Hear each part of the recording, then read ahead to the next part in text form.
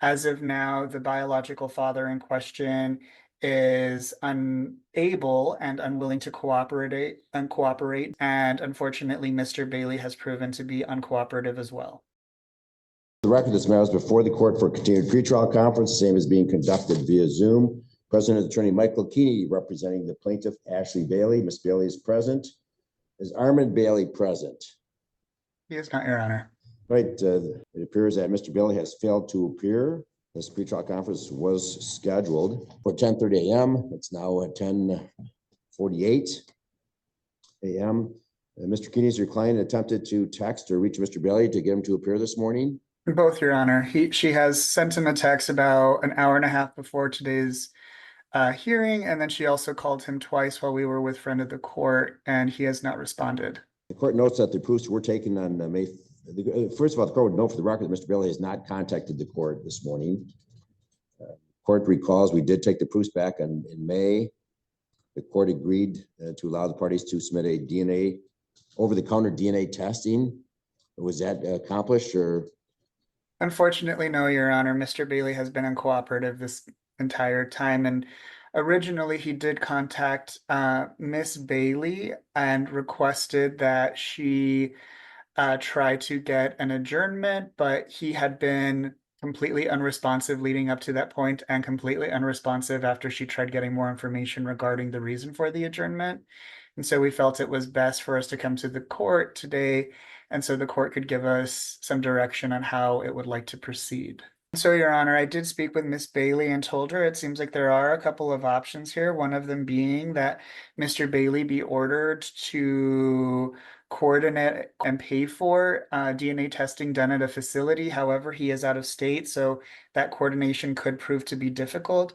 The other option I talked with Miss Bailey about was the possibility of Your Honor issuing a default judgment of divorce today, and the parties could attempt to address the revocation of paternity at a later date.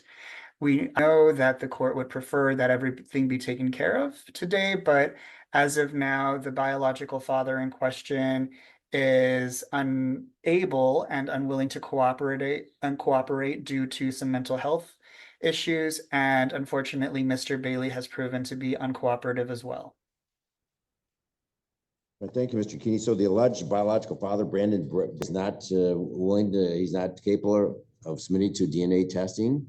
Correct, Your Honor. It's unclear whether he's actually capable and just refusing, but last Miss Bailey spoke of him, he was going to enter himself into a facility and has since severed all communication with Miss Bailey. All right. Well, again, all the court can do is determine that Herman Bailey is in fact the biological father by statute. Yes, I believe the proper steps is proceed with entry of the default judgment of divorce, Mr. Keeney. Mr. Bailey then will have to file a motion to revoke paternity down the road. Did Mr. Bailey ever file an answer to the complaint? He did not, Your Honor. Okay. Trying to see whether you previously filed the default with the clerk.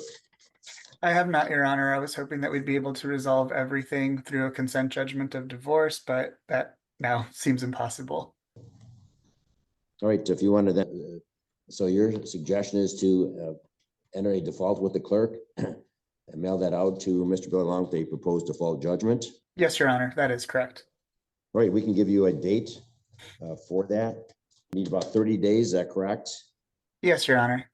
Hey, Miss Nancy, can you bring the book out here, please? Nice. One moment. Are you available on August 22nd, that Thursday? Yes, it appears so, Your Honor. Okay. We can either do 10:30 or we can do 2:30 or 3. I have no preference, Your Honor. Okay, the court prefer 10:30. Okay. The court will mail out a final pretrial conference to both you and to Mr. Bailey for August 22nd. Will that give you enough time? It will, Your Honor. And so just to give Your Honor an update on our office, I will no longer be with our office as of July 31st. So Alex Goman from our office will be taking over this case. He has been made aware of this, and I just checked his calendar and placed the hearing date on his calendar. And I've also spoken with Ms. Bailey about Mr. Goman finishing up this case. Well, we're going to miss you, Mr. Keeney. I'm saddened to hear that because you've been wonderful to work with. Well, thank you, Your Honor. It's been a pleasure working with you these past few years. Are you moving to another office? I'm actually moving home to New Mexico, Your Honor. Oh, wonderful. Well, best of luck to you, Mr. Keeney. Again, the court appreciates all of your assistance in the past.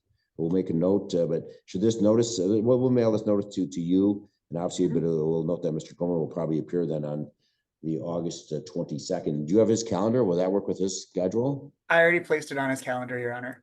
All right, wonderful. All right, all right. Thank you, Mr. Keeney and Ms. Bailey. That will conclude this matter. You can zoom out. We'll see you in August 22nd at 10:30, Ms. Bailey. Thank you. I don't think it's fair that Eric has had to pay child support and had his driver's license suspended for a child that's not his.